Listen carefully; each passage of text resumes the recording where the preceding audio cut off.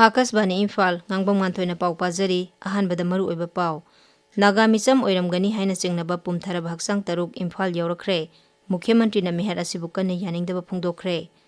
Pradhan Mantri Narendra Modi na hairi leibak asigi miyoi koti samani phugi aningba pamba thonghanaba mahaki sarkarna lepa leitana hotnari amasung FIFA World Cup 2026 ngasi ahing nongyai matungdagi United States, Mexico amasung Canada da hauragani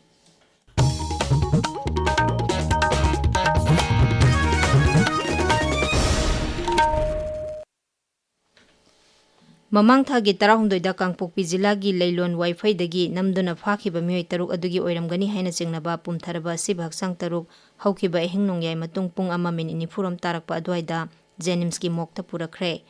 haksang sing adu ambulance anida security gi akanba section thoranga loinana purakhi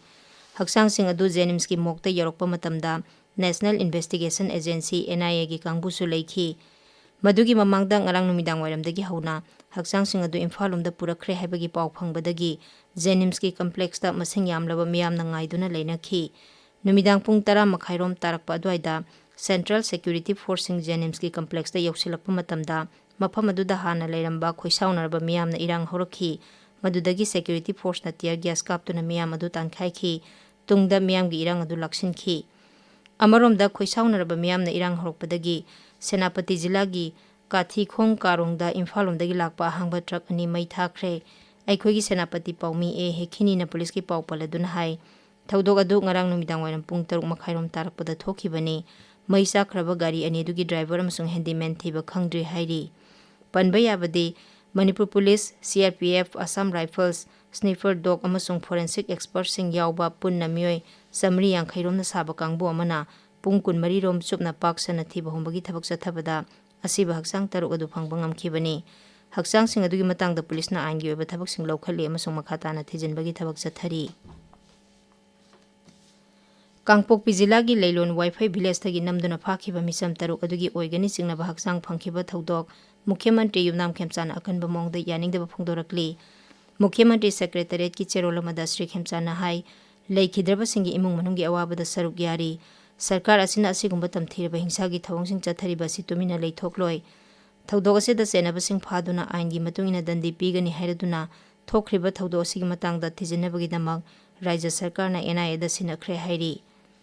Amaromda Tamenglong Jilagi Tamai Police Station gi manung chana leiba Lansan Kuki village da lomi ama hatkibagi thaudok adu busu Mukhya Mantri na akanba mongda yaningdaba phungdokli amadi leikhidrabagi imung manunggi awabada saruk yari Special Intensive Revision SIR ga mari lenana Bisnupur Jilagi manungda leiba sakhanglaba National amasung State Political Party singi oiba mifam ama tha asigi 15 da jila asigi DC office ki conference hall da pangthoklagani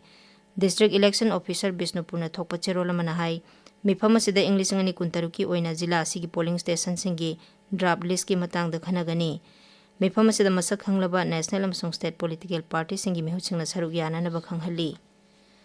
Amaromda District Election Officer Bisnupurna thokpa atopa cherolamana hai jila asigi oina Vidhan Sabha Kendra taruki polling station singi draft list phongle Rajniti dol sing mari lenaba singna list asi District Election Officer Bisnupur amasung Chief Electoral Officer Manipur gi website tagi yengba yagani list asida asoi angam yauba sing semdokningba singna tha asigi 15 phawgi manungda mari lenaba Electoral Registration Officer da office hour da wakalakna bahairi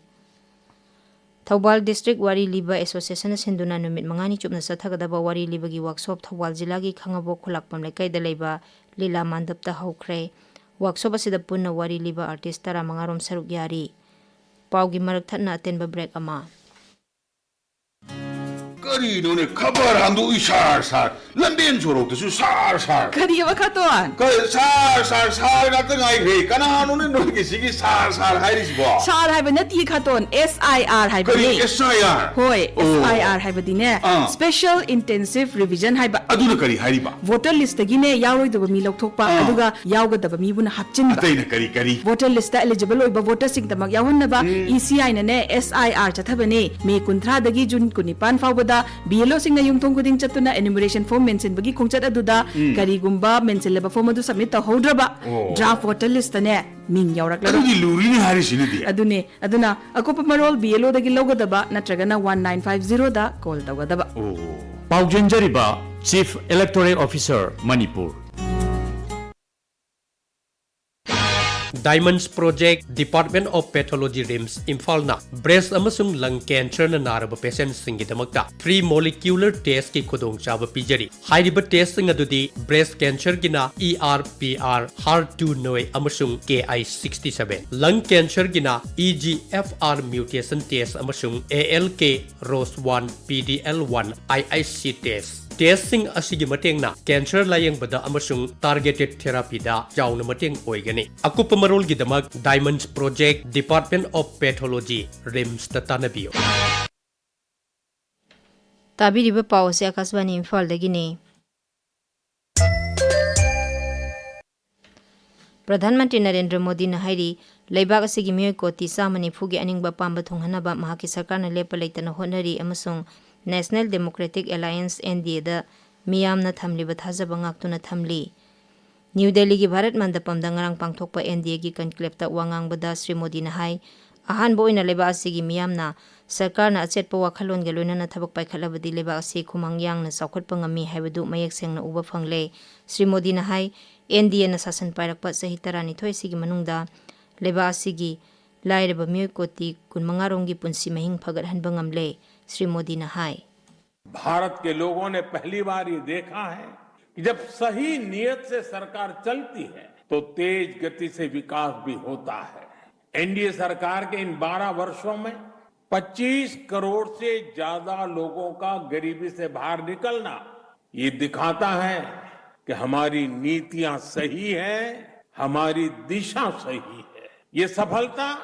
आज देश के हर उस व्यक्ति को एक भरोसा देती है कि एक न एक दिन उसके सपने भी पूरे होंगे प्रधानमंत्री नरेंद्र मोदी ने सभापति ओइदुना नीति आयोग की 13 सुबा गवर्निंग काउंसिल की मिफम ngasi न्यू दिल्ली की राष्ट्रपति भवन कल्चरल सेंटर दा पांगथोकलगनी मिफम अदुदा कुमजा 1998 फावबगी मनुंगदा भारत पु चौखलबा लेबाक अमा ओहेनबा मखाताना पाइखतकदबा थबक थौरमसिंग खनगनी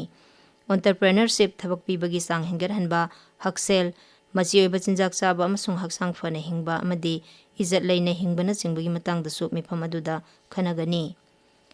FIFA World Cup 2023 ngasi ahing nongyai matungdagi United States Mexico amasung Canada da hawragani tournament asi lebak ahum asigi tongan ba sahar 13 ta pangthokani ahanba match irai numita Group A gi match amada Mexico gi City Stadium da Mexico ga South Africa ga sanagani ani suba match numit asimakta da Mexico gi sahar Japan da South Korea ga Czechia ga sanagani mathang thagi 18 phawba chathagadaba tournament asida ahanba oina team ni funipana saruk yari masi hanadi team kunthani thoina saruk yarambani humphumanga suba Thobal district level inter school Subroto Mukherjee football tournament 2023 Wangjingda leba Kodompokpi sports complex da ngarangdagi haukhre tournament asida sahi 13 makhagi nupa masagi team manga amasung sahi 15 makhagi nupa masagi team marina saruk yari ngasi phongba pause singi maroiba pausingi damak haujik Khaidem Geetchandra leire Geetchandra Ngangbam Nganthoi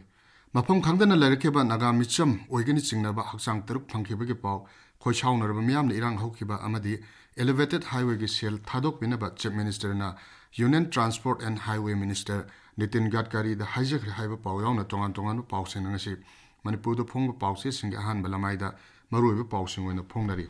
pawsing ase Sanga Express Manipuri amasung English edition pongna from People's Chronicle Sanalebak Huelan Pau Manipur Mail Ganphu Mail Tamelong Times amasung Hills Hornbill Express pawse singda ahan balamaida maruiba pawsing oina phongli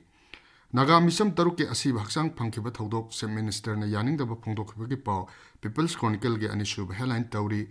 koki taramari hingna thadok khibaga SF Chamri Yankhai romna pung kunmari chupna thibada naga taruk sina phangna haibasana sanalabak pawse ge ahan headline tawri paw asi pawse ayambagi ahan balamaida tongan mumongda headline tawduna phongnari